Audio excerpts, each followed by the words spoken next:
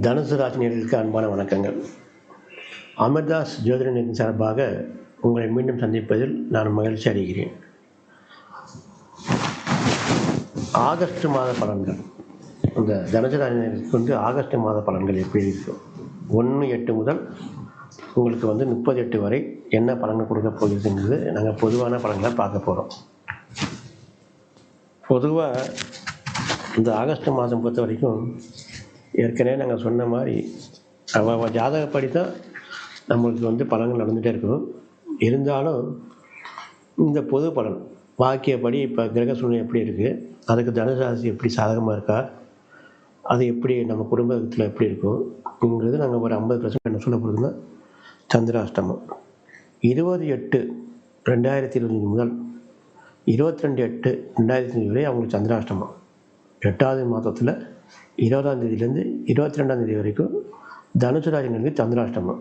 அப்போ அந்த சந்திராஷ்டம நேரத்தில் நீங்கள் என்ன பண்ணால், சுப நிகழ்ச்சிகள் நீங்கள் தவிர்க்கணும். அதாவது உங்களுக்கு குடும்ப ரீதியாக ஒரு நல்ல காரியத்தை நீங்கள் போகிறீங்க, ஒரு வரன் பார்க்க போகிறீங்க, இல்லை பொண்ணு பார்க்க போகிறீங்க அப்படின்னா, இல்லை ஒரு இடம் சம்மந்தப்பட்ட பேச போகிறீங்கன்னா அந்த நாட்கள் நீங்கள் தவிர்க்கலாம்.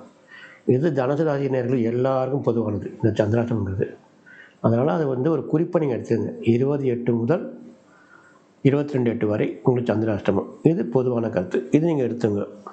மிச்சம் உங்களுக்கு பலன்கள் எப்படி இருக்கும்? இந்த தனுசு ராசி பொறுத்த வரைக்கும் ராசிநாதன் குரு. அந்த குரு 7ல் சஞ்சாரம் பண்ணுறார். இப்போ ராசிநாதன் 7ஆம் இடத்தில் சஞ்சாரம், புதன் வீட்டில் சஞ்சாரம் பெற்று உங்களுடைய ராசி 7லேயே அவர் பார்வை இருக்கிறதுனால தனுசு ராசி பொறுத்த வரைக்கும் இப்போ ஒரு சாதகமான மாதம் தான் இது. இந்த மாதம் பொறுத்த வரைக்கும் தனுசு ராசிக்காரர்களுக்கு நல்ல நேரம் தான் பொதுவாக. அதே மாதிரி தனுசு ராசிக்காரர்களுக்கு இப்போ குரு 7ஆம் இடத்தில் இருந்தாலும் இந்த 7ஆம் இடத்து அதிபதி குரு 5ஆம் இடத்தில், அதாவது தனுஷுக்கு 10ஆம் இடம் 11 சொல்லக்கூடிய லாபஸ்தானத்தில் குருவின் பார்வை, 5ஆம் இடமாக 11 இடத்தில் குருவின் பார்வை. அதனால் இந்த தனுசு ராசி பொறுத்த வரைக்கும் சுப விரயங்கள் நடக்கின்ற மாதம் இது.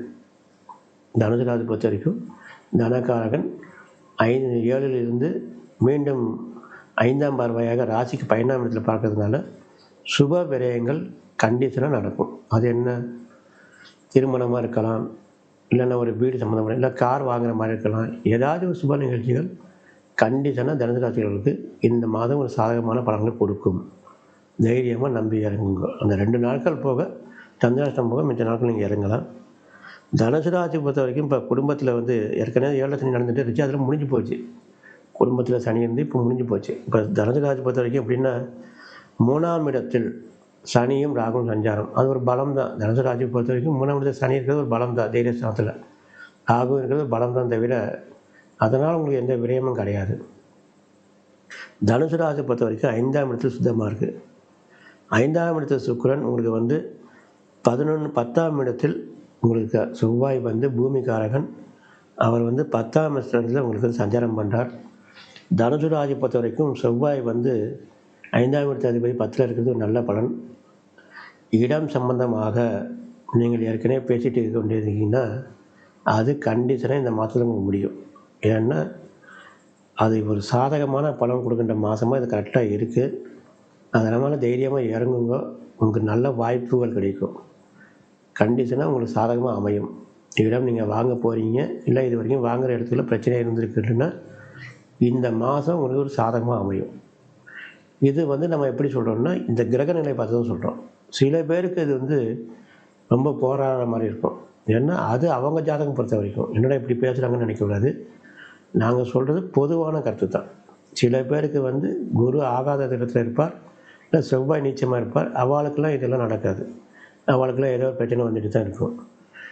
இது நம்ம சொல்கிறது பொதுவான ஜாதகம். அதனால் நீங்கள் இது எப்படி எடுத்துக்கணும்னா, இதுலேருந்து ஒரு 50% தான் நீங்கள் எடுத்துக்கணும். நம்ம சொல்கிறதுலேருந்து சில பேருக்கு கரெக்டாக இருக்கும், சில பேருக்கு அது அமையாது.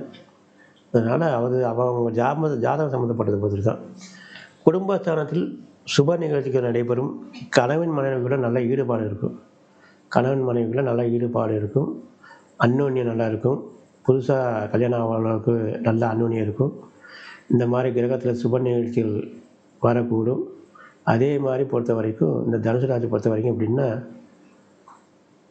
இந்த மாதம் நல்ல மாதமாக அமையப்பெற்ற மாதமாக தான் இருக்கிறது. எந்த ஒரு குறையும் கிடையாது. என்ன நம்ம வந்து இது வரைக்கும் கஷ்டப்பட்டுட்டு இருந்தோம். இனிமேல் நமக்கு வந்து சுப நிகழ்ச்சிகள், சுப காலங்கள் ஆரம்பமாயிடுச்சு. இது ஒரு சாதகமான நாட்கள் தான் அவங்களுக்கு. இதை வைத்து நீங்கள் நல்ல விதமாக பயன்படுத்தி கொள்ளணும். இப்போது இந்த குரு 7 இருக்கிற வரைக்கும் நீங்கள் புதுசாக வியாபாரம் தொடங்கணும்னா தொடங்கலாம். இந்த ஆவணி மாதத்தில் புதுசாக ஒரு வியாபாரம் தொடங்கணும், இல்லை ஒரு பார்ட்னர்ஷிப்பு, இல்லை ஒரு கடை வைக்க போகிறோம் அப்படின்னா இந்த மாதிரி நீங்கள் துவங்கலாம். இது உங்களுக்கு சாதகமான வரமும் லாபகரமான மாதமாக இருக்குது. அதனால் நீங்கள் தைரியமாக இறங்குங்க. உங்களுக்கு நல்லது நடக்கும். பொதுவாக உங்களுக்கு வந்து 5ஆம் இடத்து அதிபதி செவ்வாய் 10 தொழில் ஸ்தானத்தில் இருக்கிறதுனால, ஏற்கனவே நாங்கள் சொன்ன மாதிரி உங்களுக்கு வந்து தொழில் ஸ்தானத்தில் செவ்வாய் இருக்கிறதுனால் பூமி சம்மந்தப்பட்ட யோகம் உண்டு. அதே மாதிரி இந்த பூமி சம்மந்தப்பட்ட இருக்கிற தரகர்களுக்கு நல்ல லாபகரமாக இருக்கும். மீண்டும் மருத்துவ ரீதியாக படித்து கொண்டே இருக்கிறவர்களுக்கு தனுசு ராசிக்கு வந்து இது வந்து நல்ல விதமாக அமையும். ஏற்கனவே மருத்துவ படிப்பு படிச்சுட்டே இருங்கன்னா அவங்களுக்கு வந்து நல்ல வேலை வாய்ப்புகள் அமையும்.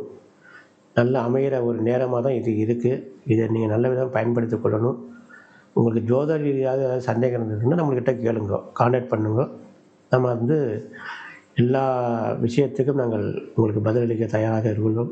தனிப்பட்ட முறையில் ஜோதிடம் பார்க்கணுமா, இல்லை உங்கள் குழந்தைகளுக்கு வரன்கள் பார்க்க வேண்டுமா, இல்லை பொருத்தத்தை பார்க்கணுமா, எதுவாக இருந்தாலும் இதில் நம்ம கான்டாக்ட் நம்பர் கொடுத்துருக்கோம். நீங்கள் எங்களை கான்டாக்ட் பண்ணுங்க. நாங்கள் சொல்கிறதுக்கு தனியாக ரெடியாக இருக்கோம். இது நாங்கள் சொல்கிறது பொதுவான பலன் தான். மிச்சம் 50% நீங்கள் பாரம்பரிய ஜோதிடத்தை காமித்து நீங்கள் பலனை தெரிஞ்சுக்கலாம். சந்தேகம் வந்தால் நீங்கள் எங்களை கான்டாக்ட் பண்ணிக்கலாம். நல்லதே நினைப்போம், நல்லதே நடக்கும். மீண்டும் சந்திப்போம். நன்றி, வணக்கம்.